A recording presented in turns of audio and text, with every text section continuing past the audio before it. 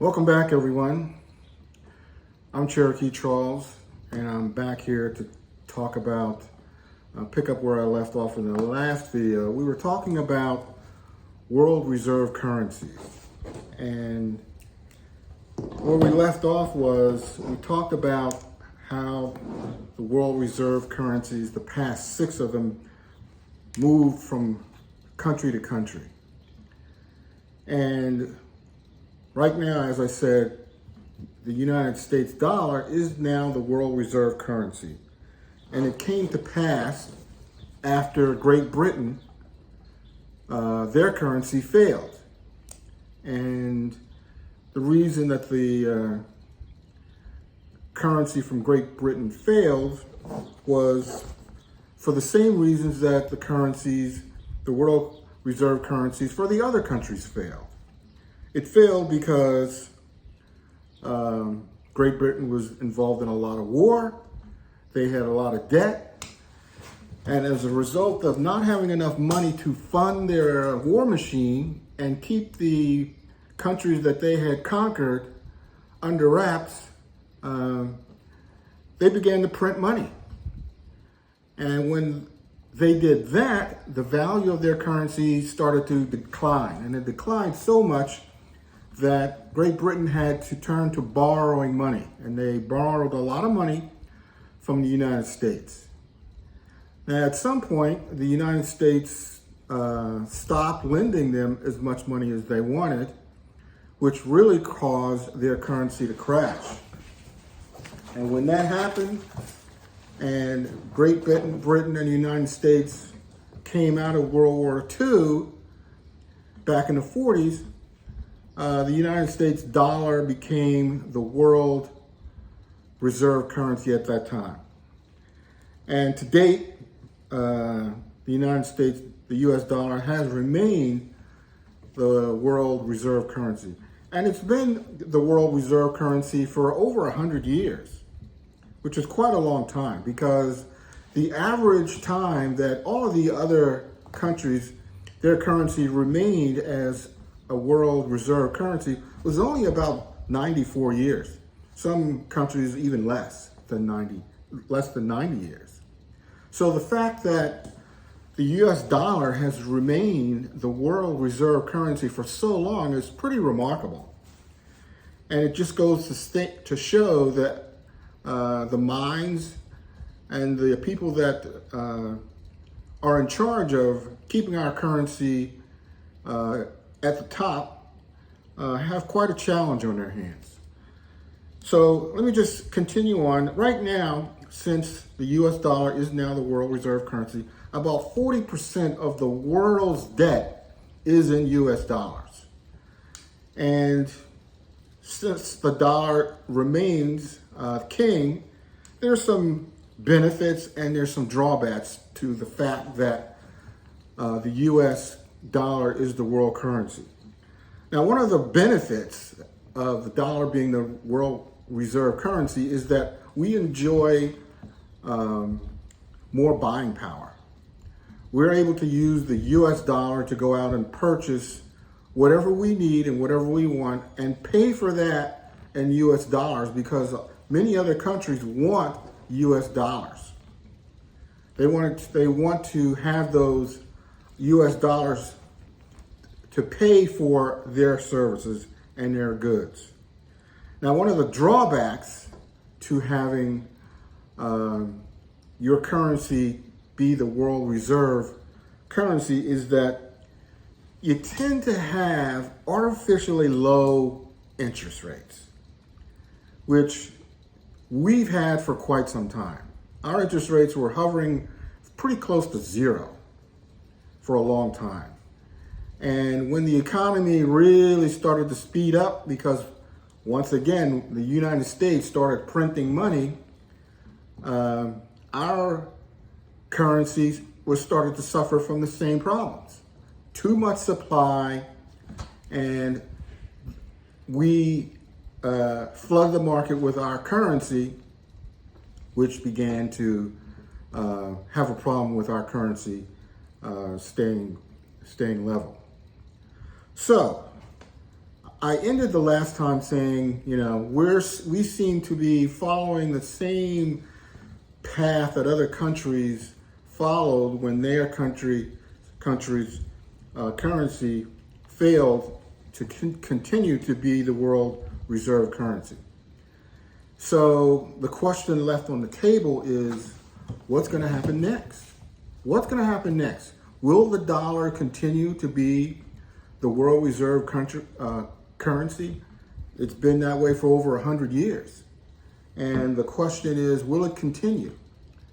Now, we have printed a ton of money. And even though printing all that money caused our economy to speed up and is causing problems with inflation right now, for some reason, we're still printing money.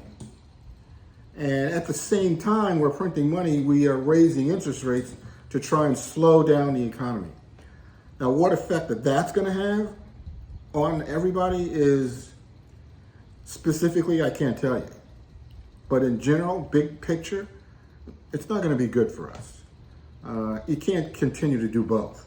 If you're trying to slow down the economy, you can't do what caused the economy to speed up in the first place, which is continues to print money. So, what currency might take over? Speculation has said that it might be China. China has their own problems with their own economy. I personally think, and it's just my own personal opinion, is that it might be cryptocurrency. They say necessity is the mother of all invention. And cryptocurrency came about for a number of reasons, but there are a lot of benefits to the fact that cryptocurrency does exist.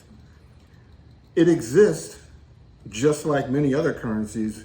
It is not tied to gold. It exists just like other currencies. It can be transferred to other currencies. You can transfer cryptocurrencies from one currency to another. You can transfer Bitcoins to US dollars and vice versa. You can transfer Ethereum to US dollars and vice versa. So there are lots of flexibilities that cryptocurrency has that many of the world's currencies don't have. That flexibility is one of them. Currently, if you want to convert US dollars to euros, you're going to have to pay a fee. And depending on the exchange rate between the US dollar and the euro, you could get more or less for your dollar being converted into euros.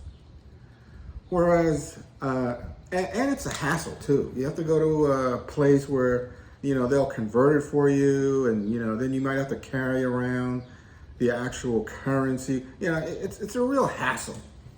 But with cryptocurrency, imagine having a currency that you can just keep in your pocket. You can keep it on your phone. In many cases, you can load it up on a debit card. And you can transport that currency anywhere in the world. And you can pay for goods and services anywhere in the world with cryptocurrency. And you don't have to go and deal with banks, and you don't have to deal with exchange rates. You don't have to deal with any of those problems. And you can use cryptocurrency for that. Now, there have been a few countries that have adopted cryptocurrency as one of their main currencies that they will accept. And since right now we're in the early infancy of cryptocurrency, it's still growing. It's still developing, just like, back in the 80s and 90s when the internet was new and in its infancy, it was still growing. But look at where the internet has developed today. It's come quite a distance from where it was back in the 80s and 90s. The internet is a tool that almost everybody uses. And associated with that tool come lots of accessories that we depend on. So right now, cryptocurrency is in its infancy. It is struggling to make a name for itself. But sooner or later, out of necessity, it will. It will calm down. It will find its niche in the world. Currently, it is beginning to freak a lot of people out because some of the cryptocurrencies in the past month or so have took a big hit. But that'll be solved. That'll be resolved. Just like in history, as I keep telling you, history shows us a cyclical movement for everything. Every country has good times and bad times, just like in the United States, just like in Europe. Every country has good times and bad times.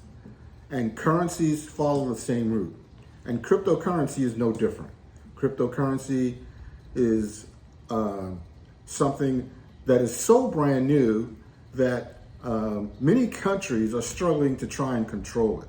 I know here in the United States, they're struggling to try and to understand cryptocurrency, and also they're trying their best to see if they can control it.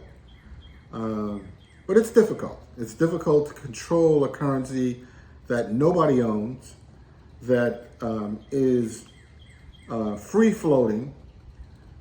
The blockchain that handles all of the transactions for cryptocurrency is not held by any one government. It's not in any one place. The blockchain for cryptocurrency is all over the world. There are thousands and thousands of nodes in the world that the blockchain runs on. And the blockchain, it basically registers every transaction that happens with a cryptocurrency. It registers it on the blockchain, just like a ledger. So if you make a purchase or you buy a cryptocurrency, it's registered on the blockchain. If you sell a cryptocurrency, it's registered on the blockchain. So no one person can control it. If someone tries to hack it, it's pretty simple to find out where that hacking is coming from and shut down that node. So no one person can hack the entire blockchain and take over and control any cryptocurrency. Now, some of the more obscure cryptocurrencies, I wouldn't have anything to do with them. They're too new, and many of them are scams. But the major ones, I would say the top 10 or 20 currencies, no. No one controls them. No one can hack them. None of that stuff can happen. So going down the road, just like I've been saying about history, I believe that the next currency that will take its place as a world reserve currency is probably going to be a cryptocurrency. It's ready to go. It's widely known. It's widely used. It's very flexible. And it's something that anybody can get their hands on. So that's where I think we're headed. That's where I think we're headed with world currency. And that's where I think we're headed with cryptocurrency. But we're just getting started. As years go on, from now, you'll see how cryptocurrency will develop, how it will affect different countries. You already see how it affects individuals. Individuals love the fact that it has got so many benefits. It's countries that are struggling with it because their countries are so used to controlling their own currency. It's hard for them to deal with a currency that they have no control over. So they're struggling with that issue. But no one wants any one country to control any particular cryptocurrency. No one wants that. We want it to remain free, and we want it to remain flexible so that everyone has a chance to own it, and the value of that cryptocurrency, we want it to continue to grow. So that's what's going to happen. Now, next time we'll talk about the metaverse and how that relates to cryptocurrency, and what's the purpose of having a metaverse, and what is a metaverse, and what does it mean to you and I to be talking about metaverse? What will it do for us? Are there any benefits to having a metaverse or being involved in a metaverse? Stay tuned. Come back. Don't forget to like and subscribe the video. And as usual, we'll see you in the next one.